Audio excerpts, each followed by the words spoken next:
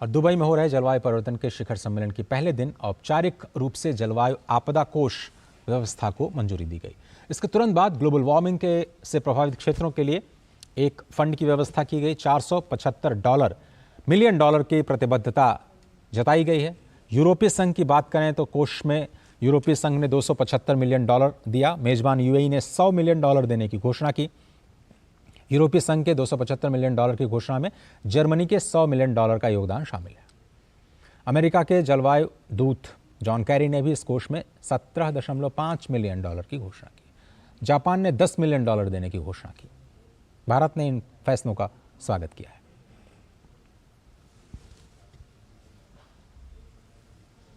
Conference of the parties यानी COP28 वैश्विक जो जलवायु वार्ता से पहले दिन नुकसान और क्षति कोष समझौता यानी जो लॉस एंड डैमेज फंड जिसकी हम अभी बात कर रहे थे उसको मंजूरी दी गई। अगले 12 दिनों में ये जो फैसले लिए जाएंगे एक बहुत ही अहम मंच माना जा रहा है। COP28 के अध्यक्ष डॉक्टर सुल्तान अल जावेर ने कहा कि शर्म अल शेख में जो वायदा किया गया था उससे दुबई में पहले ही पूरा किया जा चुका है। उन्होंने कहा कि जिस गति से दुनिया भर में देश के इस कोष को लागू करने के लिए 1 साल के भीतर वो साथ आए हैं, ये अभूतपूर्व है। जावेर ने कहा कि यह कोष उन अरबों लोगों को मदद पहुंचाएगा जिन पर जलवायु परिवर्तन के प्रभावों का असर पड़ रहा है। जर्मनी के विशेष जलवायु दूत जेनिफर मॉर्गन ने कहा कि नुकसान और क्षति कोष पर सहमति बनने के बाद हम ग्लोबल स्टॉक टेक और जीवाश्म ईंधन को चरणबद्ध तरीके से समाप्त करने के मुद्दों पर ध्यान दे सकेंगे। जर्मनी ने नुकसान और क्षति कोष में $100 मिलियन देने की प्रतिबद्धता जताई है।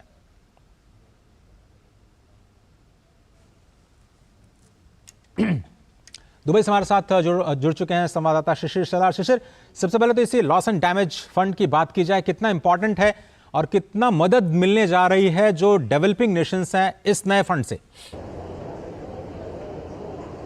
बिल्कुल, देखिए अजय जी, सबसे पहली बात तो लॉस एंड डैमेज फंड का अगर एक स्वरूप देखें तो पिछले साल जब मिस्र में जब आयोजन किया गया था COP27 बैठक का, तो उसमें हालांकि इसकी संकल्पना सामने रखी थी और संकल्पना सामने रखने के बाद ये भी कहा गया था कि ज़्यादा से ज़्यादा देश जो है इसमें जो है फाइनेंस करे। और इसीलिए लॉस एंड डैमेज फंड के तहत अब हम देख पा रहे हैं कि जो बाकी अन्य देश है, मतलब ये 1 साल का ही वक्त बीता है, ज़्यादा वक्त बीता नहीं है। और जिस प्रकार से भारत समेत जो बाकी अन्य देश है उन्होंने भी अपील की थी कि लॉस एंड डैमेज फंड के जरिए जो है खासतौर पर जो विकसित देश है उनको इसका फायदा किस प्रकार से मिले उस पर ध्यान दिया जाने की जरूरत है। और इसीलिए हम देख पा रहे हैं कि अन्य अलग अलग देश इस वक्त जो है लॉस एंड डैमेज फंड में अपना कंट्रीब्यूशन दे रहे हैं।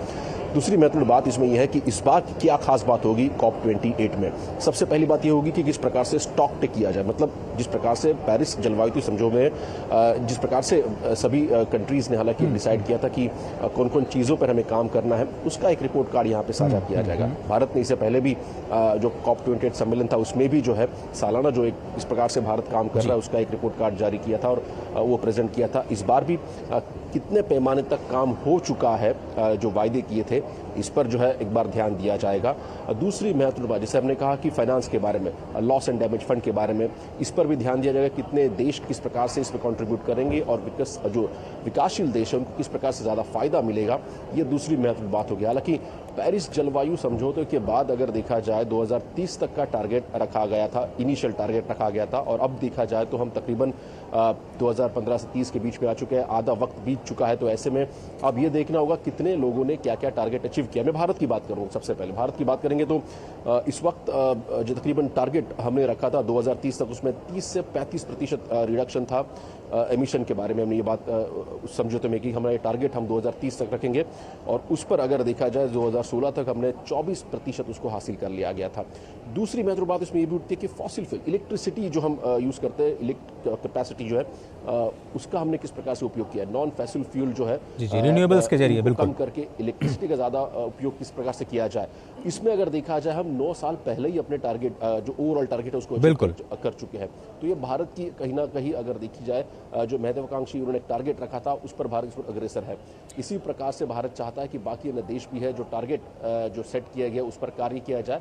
ये पहला मसला है। और दूसरा मसला जो है कि किस प्रकार से लॉस एंड डैमेज फंड हो या फिर क्रेडिट हम बात करें ग्रीन क्रेडिट इनिशिएटिव की, हम बात करें या फिर ट्रांसफॉर्मेशन ऑफ क्लाइमेट फाइनेंस की हम बात करें, इसके जरिए भी भारत और बाकी अन्य देश इस प्रकार से इसका फायदा मिले। लेकिन शिशिर ये समझ में नहीं आ रहा है, साउथ का मुद्दा अगर देखा जाए तो ग्लोबल शिशिर एक आंकड़ा तो मुझे चौंका रहा है, वो ये कि अमेरिका ने केवल $17.5 मिलियन देने की घोषणा क्यों की।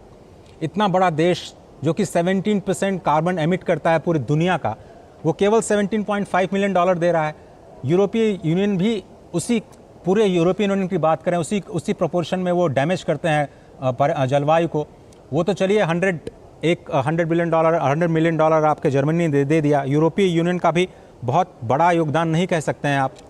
ये ऐसा क्यों हो रहा है और क्यों पूरे इस ग्रुप में भारत ही एक ऐसा देश है जो अपने कमिटमेंट को पूरा करता हुआ नजर आ रहा है। अगर हम ग्लोबल कमिटमेंट देखें, 2030 तक पूरी बात होती हुई नजर नहीं आ रही है। प्रधानमंत्री ने भी यही अल इत्तेहाद के साथ जो साक्षात्कार दिया है उसमें स्पष्ट कहा है। बिल्कुल, देखिए हालांकि इस पर भारत ने अपना रुख स्पष्ट रखा है कि वॉक द टॉक कीजिए, मतलब आपने जो कहा है उसको डिलीवर कीजिए।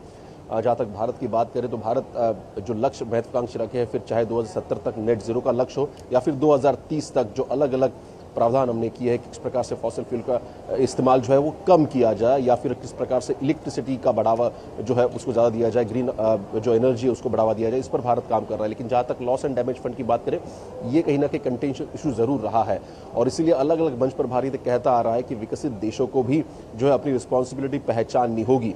जैसे हमने कह रहे हैं कि अलग देश की अलग अलग रिस्पॉन्सिबिलिटीज इस वक्त है, विकसित देश की अलग रिस्पॉन्सिबिलिटीज है। अगर फंडिंग की मामले में बात करें तो जाहिर सी बात है कि विकसित देशों के पास फंडिंग भी मौजूद है और टेक्नोलॉजी भी मौजूद है।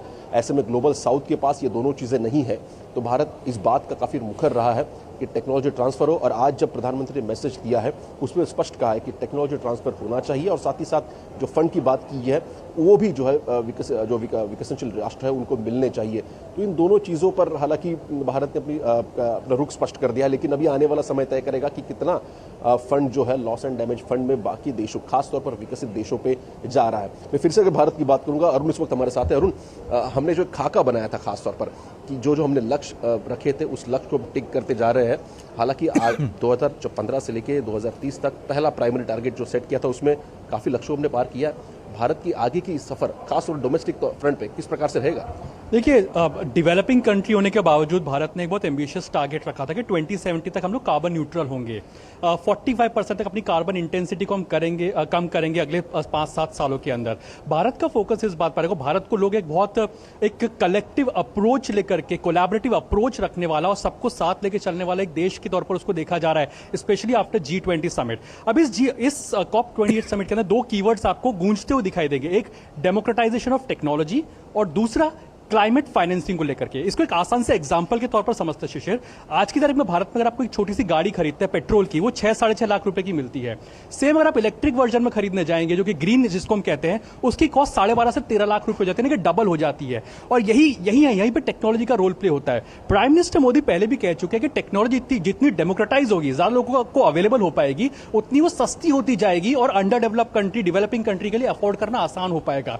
और यही प्राइम मिनिस्टर मोदी ने ग्लासगो में भी इसकी बात कही थी, पेरिस में भी बात कही थी कि अब डेमोक्रेटाइज कीजिए टेक्नोलॉजी को। लेकिन होता क्या है कि ये टेक्नोलॉजी डेवलप कंट्रीज के पास में है, तो वो इस टेक्नोलॉजी को सस्ते में देने को तैयार नहीं होते हैं। वो चाहते हैं कि इस पे उनको ज्यादा से ज्यादा पैसा मिले, उन पे आप ज्यादा से ज्यादा पैसा बनाएं। और क्लाइमेट की जहां तक बात आती है, वहां पे आपको अपने जो ये सेल्फ इंटरेस्ट है उनको कहीं ना कहीं साइड में रखना पड़ेगा और प्लैनेट के बारे में सोचना पड़ेगा। यही मुद्दा है, जाहिर सी बात है कि हम टेक्नोलॉजी ट्रांसफर बात की। दूसरा मुद्दा ये भी है कि शायद यही कारण है कि ग्लोबल साउथ आज भी निगाह भारत की तरफ देखता है, क्योंकि उसको पता है कि भारत जो है वैश्विक मंच पे उठाएगा जरूर और इस पर भारत जो है मदद कर पाएगा ग्लोबल साउथ के देशों को।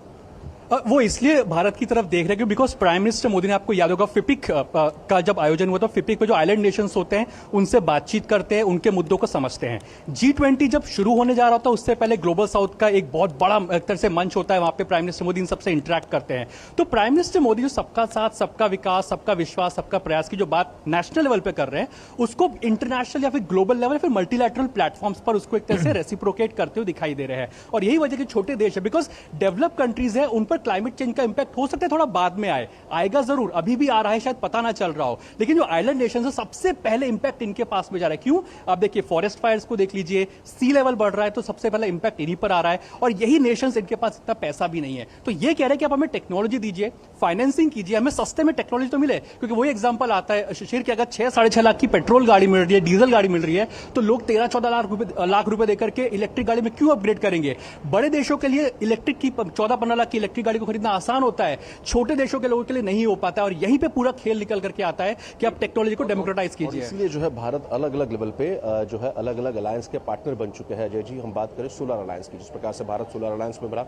और साथ साथ जो टेक्नोलॉजी सोलर अलायंस में भारत के पास है वो हम चाहते हैं कि बाकी देशों को भी मिले। इसलिए भारत ने G20 के मन से बायोफ्यूल अलायंस को भी जो है उसमें शिरकत की, और बायोफ्यूल अलायंस किस प्रकार से जो है जो बायोफ्यूल है बाकी अन्य देशों को मिले, किस प्रकार शिशिर, आप ये समझना चाहते हैं कि ये हम जब इथेनॉल इस्तेमाल एक्सट्रैक्ट करते हैं, शिशिर ब्लेंड किया जाता है, जी, तो वो बाकी अन्य, तो ये छोटी छोटी चीजें अलग अलग मंच पे भारत करता है, और इसी की उम्मीद भारत करता है डेवलपिंग कंट्रीज से, डेवलप कंट्रीज से। शिशिर, मुझे याद आ रहा है कि 2017 में अमेरिका ने अचानक पेरिस समझौते से अपने आप को अलग कर लिया, हालांकि 3 साल लिया। 2020 में फॉर्मली उन्होंने विड्रॉ किया। इतने बड़े समझौते पर हस्ताक्षर करने के बाद दुनिया का सबसे बड़ा, सबसे शक्तिशाली देश अपने आप को पेरिस समझौते से अलग कर लेता है, पूरी दुनिया से अलग खड़ा होता है कि साहब हमें समझौते पर काम नहीं करना है। COP28 से 15 तारीख के बाद में क्या उम्मीदें लगाई जा रही हैं? पूरी दुनिया क्या उम्मीद लगा रही है? कुछ समझौते होंगे भी, और अगर होंगे भी तो क्या विकसित देश उस पर टिके रहेंगे? क्योंकि पहले वो $100 बिलियन की बात कर रहे हैं हर साल, अभी तक तो वो आंकड़ा वो छू भी नहीं पाए हैं। तो बातें तो बहुत उन्होंने की हैं, वॉक द टॉक नहीं किया है। ये बिल्कुल इसी का जिक्र हम कर रहे थे कि वॉक द टॉक करने की इसलिए ज़रूरत है क्योंकि जो डेवलपिंग कंट्रीज, हालांकि जैसे आपने जिक्र सही फरमाया कि किस प्रकार से बड़े देश जो है अपने आप को जो कमिटमेंट है उससे दूर रखने का प्रयास कर रहे हैं, जबकि भारत अगर देखा जाए उन्हीं जो कमिटमेंट भारत ने दिया उनको पूरा करने की कोशिश कर रहे हैं, और यही जो प्रयास है भारत का वो बल दे रहा है उन सभी एसेंशियल देशों के लिए। खास पे एक आशा की किरण भी है और प्रेरणा भी है किस प्रकार से काम करना चाहिए। छोटे छोटे इनिशिएटिव, भारत के पास इलेक्ट्रिक कार का अगर देखा जाए तो बड़ा कोई टेक्नोलॉजी नहीं थी, लेकिन इस वक्त अगर देखा जाए 2 व्हीलर 4 व्हीलर की संख्या बढ़ रही है। भारत ज़्यादा से ज़्यादा फॉसिल फ्यूल का इस्तेमाल करता था, लेकिन अब भारत जो है पेट्रोलियम प्रोडक्ट के साथ इथेनॉल को ब्लेंड करके उसको भी इस्तेमाल कर रहा है। ये दूसरी प्रमुख बात इसमें एक बात और ऐड करा जाए, प्राइम मिनिस्टर मोदी को जाना जाता है कि वो इंसेंटिवाइज करने की कोशिश करता है, बिकॉज अगर हमने वेस्ट में देखा, बड़े डेवलप नेशंस पे देखा, वो लोगों को जब इंसेंटिवाइज किया जाता है तो जाहिर सी बात है उसका फल देखने को मिलता है। यही देखिए प्राइम मिनिस्टर मोदी अब जो इनिशिएटिव्स लेकर के आ रहे हैं, वो कह रहे हैं कि आप अपने घर में सोलर रूफटॉप्स लगाइए, हम आपको सस्ते या इंसेंटिवाइज तौर पर आपको सोलर रूफटॉप्स देंगे, और इस पर बैठक होगी जो कि ग्रीन इनिशिएटिव की हम बात कर रहे थे जी अरुण, उसमें इंडिविजुअल भी मौजूद है, बिल्कुल private company, individual private players सब मौजूद है कि आप और मैं अगर अपने घर में सोलर रूफटॉप्स पे सोलर पैनल्स लगाते हैं, और अगर उसको जाहिर सी बात हमारे पास जो एडिशनल एनर्जी आती है उसको हम गवर्नमेंट को बेच सकते हैं, और ये मैंने जो एक पॉजिटिव एस्पेक्ट लिया तो इसके लिए मुझे क्रेडिट पॉइंट्स मिलेंगे, और ये बहुत इंटरेस्टिंग है बिकॉज आप जब लोगों को इंसेंटिवाइज करते हैं, उनको पॉइंट्स देते हैं जिसको आगे रिडीम कर सकते हैं, या फिर जो कॉर्पोरेट हाउसेज है, कॉन्ग्लोमरेट्स है बड़े बड़े, वो बड़े लेवल पर जो प्लांट्स को लगाते हैं जो ग्रीन इंफ्रास्ट्रक्चर के लिहाज से वो अगर अपने इंफ्रास्ट्रक्चर को विकसित करते हैं, ग्रीन कैपेसिटीज को विकसित करते हैं, तो जाहिर से उनको बहुत फायदा होता है। फॉर एग्जांपल भारत में टाटास का एग्जांपल ले लीजिए, वो अगर ग्रीन कैपेसिटीज को एनहांस करती है, अगर उनको इंटरनेशनल लेवल पर या फिर पॉलिसी लेवल पर उसका फायदा मिलता है, तो जाहिर सी बात है कि और भी कॉन्ग्लोमरेट्स और कॉर्पोरेट हाउसेस आगे आएंगे। बहुत जरूरी है कि प्राइवेट प्लेयर निकल करके आगे आए ग्रीन कैपेसिटीज को अडॉप्ट करने के लिए, और जो एक इंक्लूसिव अप्रोच के साथ में जो किसान है, गरीब वर्ग है, मिडिल क्लास है, अगर वो इसको अडॉप्ट करता है, तो अगर 140 करोड़ लोग इसको अडॉप्ट करते हैं या उस दिशा में आगे भी बढ़ते हैं, तो जाहिर सी बात है कि तभी भारत को एक लिंक के तौर पर देखा जा रहा है। 2070 का टारगेट शायद उससे पहले भी अचीव किया जा सकता है, क्योंकि इसका उदाहरण में देखा जिस प्रकार से हमने देखा। शिशिर, थोड़ा सा भाई हम और समझाइए, हमने कार्बन क्रेडिट देखा है उस वक्त हमारे पास। शिशिर, जो आप दोनों लोग बात कर रहे हैं ग्रीन क्रेडिट, पहली तो बात ये बताइए कि ये इसकी शुरुआत क्यों हो रही है? ये लॉन्च तो चलिए भारत और सऊदी अरब इसको मिलके क्यों कर रहे हैं? कार्बन क्रेडिट की बात हमने सुनी थी, क्या ये कार्बन क्रेडिट से 2 कदम आगे की बात है? थोड़ा सा हमें समझाइए कि ये ग्रीन क्रेडिट इनिशिएटिव जो लॉन्च करेंगे प्रधानमंत्री यूएई के साथ मिल करके, वो क्यों करेंगे यूएई के साथ मिलके, और उसका इम्पैक्ट क्या पड़ेगा हमारे दर्शकों के लिए? बिल्कुल, ग्रीन क्रेडिट के बारे में बात कर रहे थे। जैसे हमने कहा कि ग्रीन क्रेडिट का सबसे प्रमुख मकसद यह है कि इंसेंटिवाइज करना है। इंसेंटिवाइज तब करना है क्योंकि ज़्यादा से ज़्यादा लोग इसमें शामिल हो, ज़्यादा से लोग जो है इन टेक्नोलॉजी का उपयोग करें। फिर हम अलग अलग इंडिविजुअल स्तर पर अगर देखें, जो घर में जो आप एनर्जी यूज़ कर रहे हो उसका आप किस प्रकार से बदलाव कर सकते हैं, जो कंपनीज जो एनर्जी कंजम्पशन कर रही है उसको किस प्रकार से बदला जाए, जो प्रैक्टिस यूज़ कर रही है फॉसिल फ्यूल का इस्तेमाल कर रही है उसको किस प्रकार से बदला जाए, तो ये उत्सर्जन किस प्रकार से कम हो। और अगर कम होता है तो जाहिर सी बात है कि आपको एक रिवॉर्ड मिलेगा। रिवॉर्ड हर किसी को पसंद होता है। इसको इस तरह से समझ सकते हैं कि आज की तारीख में देखिए दुनिया, क्योंकि सोशल मीडिया का जमाना है तो उस फॉर्मेट में एक एग्जांपल लेके समझते हैं। अगर मैं आपसे कहूँ कि आप यूट्यूब पे वीडियो बना करके यूट्यूब पे डालिए और बस आपको सिर्फ वीडियो डालना है पर आपको कुछ मिलेगा नहीं, तो शायद आप यूट्यूब पर वीडियो ना डालें, आप ट्वीट्स ना करें। लेकिन अगर आपको यह कह दिया जाए कि आप यूट्यूब पे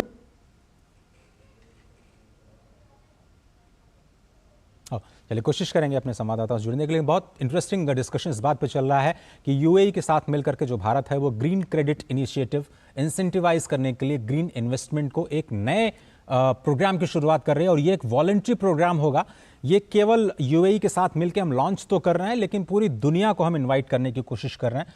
पूरी दुनिया के लोग, जिस तरह से कार्बन क्रेडिट में ट्रेडिंग की जाती है उसी तरह से अगर कार्बन क्रेडिट से आगे जाकर के आप ग्रीन क्रेडिट लेना चाहते हैं तो उस तरह का एक नया, जिस तरह से आपने बायोफ्यूल अलायंस देखा, भारत ने G20 के दौरान लॉन्च किया था, एक तरह का इनिशिएटिव है जो यूएई के साथ मिलकर के भारत लॉन्च करेगा। प्रधानमंत्री इस मौके पर मौजूद रहेंगे, उस पर हम लगातार निगाह बनाए रखेंगे।